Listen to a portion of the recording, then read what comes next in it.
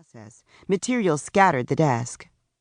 As usual, Bree picked up the strewn color charts, pencils, Post-its, and papers, and put them back into their correct spots. Crap! I completely forgot about that call. Yvonne hurried over to her desk in the working corner of her office. Lady Entrepreneur magazine wanted to start a lifestyle section, which would include design tips. Yvonne wanted to be the person who supplied the articles. Lady Entrepreneur had a wide circulation. Women all over the country subscribed to the magazine, which provided everything from tips for running a business to interviews with successful women on its pages. Of course, she wanted those same women to think of her when they thought of interior design. "That's why I'm here," Bree said.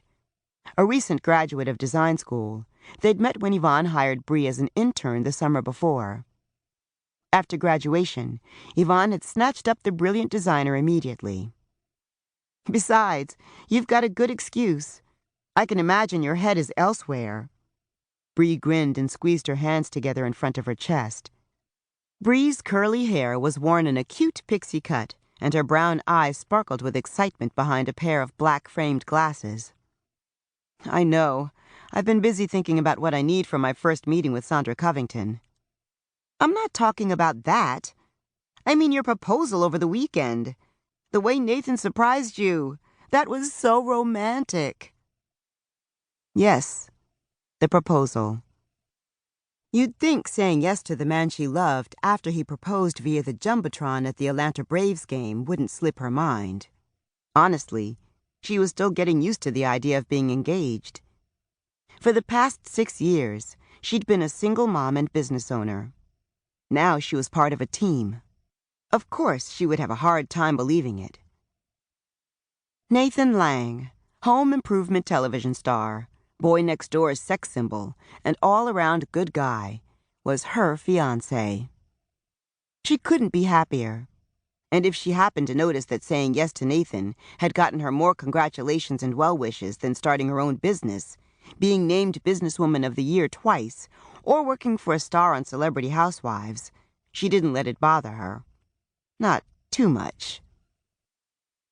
Marriage was a big deal. Her son Jacob would have a father.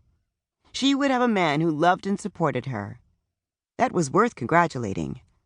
She glanced at the 3-carat diamond on her left hand. I can't wait to marry Nathan. But no, that's not what distracted me.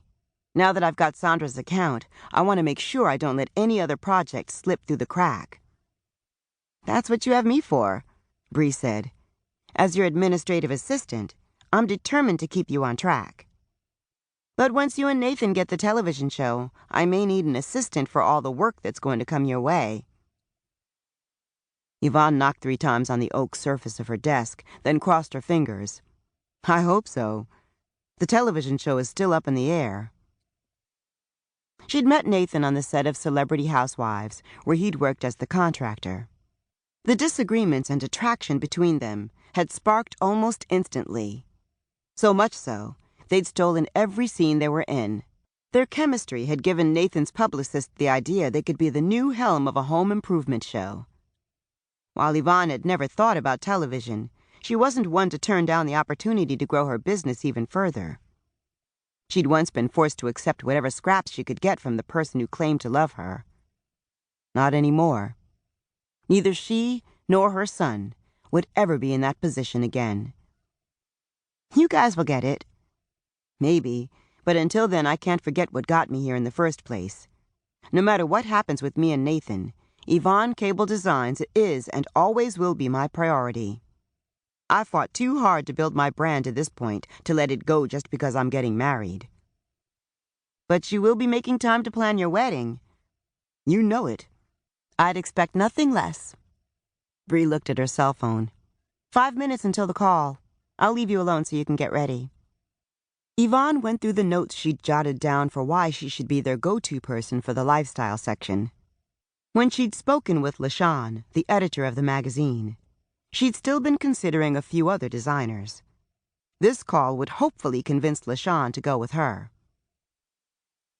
LaShawn called right on time. They went through the normal pleasantries, quick stories about their